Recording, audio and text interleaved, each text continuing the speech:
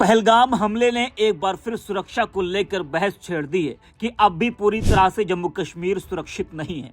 BJP सरकार तो बड़ा दावा करती है कि देश अब सुरक्षित हाथों में है, आतंकियों में डर पैदा हुआ है। तो फिर आज इतना बड़ा हमला कैसे हो गया? और हमला हुआ तो हमले की जगह कोई जवान तैनात था क्या? पहलगाम के पिकनिक स्पॉट पर खुले घूम रहे सैलानियों ने सोचा भी नहीं था कि कुछ ही देर में लाशों का ढेर लग जाएगा। हथियारबंद आतंकवादियों ने पहलगाम की बैसरन घाटी के पास घुड़सवारी कर रहे सैलानियों पर अंधाधुंध फायरिंग कर दी और चुन चुन कर 28 बेकसूरों को मार डाला।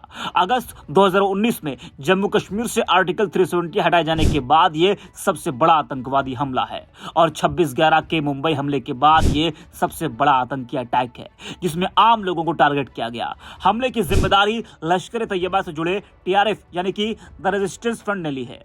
पुलिस की वर्दी में अत्याधुनिक हथियारों से लैस हमलावरों ने सैर सपाटे के लिए पहुंचे लोगों की हत्या से पहले उनका धर्म पूछा, चेक करने के लिए कलमा पढ़ने को कहा और फिर गोली मार दी। पहलगाम जैसे पर्यटक स्थल आतंकियों के लिए आसान टारगेट नहीं हो सकते थे, लेकिन ना तो सुरक्षा के ही जरूरी इंतजाम थे, ना ऐसी इमरजेंसी में क्विक रिस्पॉन्स जैसा ही कोई इंतजाम था और आतंकवादियों ने इन सुरक्षा की खामियों का पूरा फायदा उठाया। बता दें कि खुफिया एजेंसियों ने इनपुट भी दिए थे, लेकिन ना तो उनका ठीक से विश्लेषण किया गया, ना उसके हिसाब से कोई कार्रवाई हुई। अप्रैल के शुरू में ही इलाके के कुछ होटलों में रेकी किए जाने की खुफिया सूचना भी मिली थी। खुफिया सूत्रों ने यहां तक चेतावनी दी थी कि आतंकी संगठन पहलगाम जैसे पर्यटक स्थलों को भी निशाना बना सकते हैं और वे किसी बड़े हमले की फिराक में हैं। वहीं समाजवादी पार्टी के सांसद जियाउर रहमान बर्क ने कहा, पहलगाम में जो कुछ हुआ उसके बाद मैं ही नहीं, देश का हर व्यक्ति दुखी है।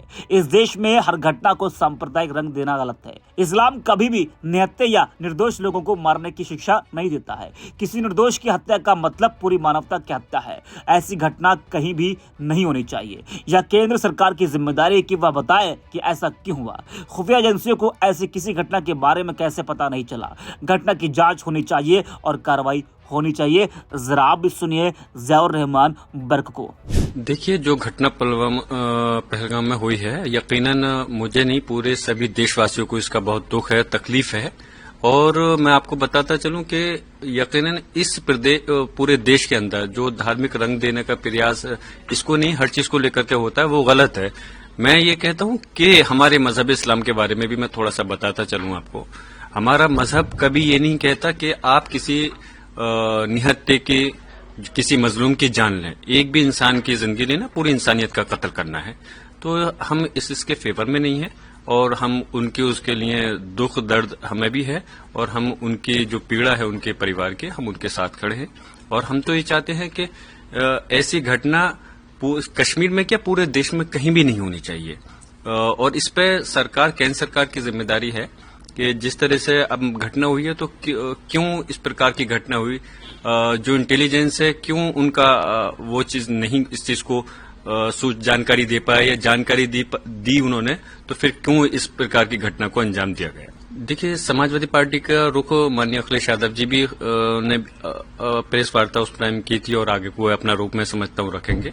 जहां तक मैं अपना कहना चाहूंगा पार्टी के सांसद होने के नाते, यकीनन ये घटना पे हमें सबको बेपनाह दुख है, तकलीफ है। हम इसके प्रति इस बात को कह भी चुके हैं और जो भी हुई है घटना, उसकी जांच होकर के कार्रवाई होनी चाहिए। हम इसके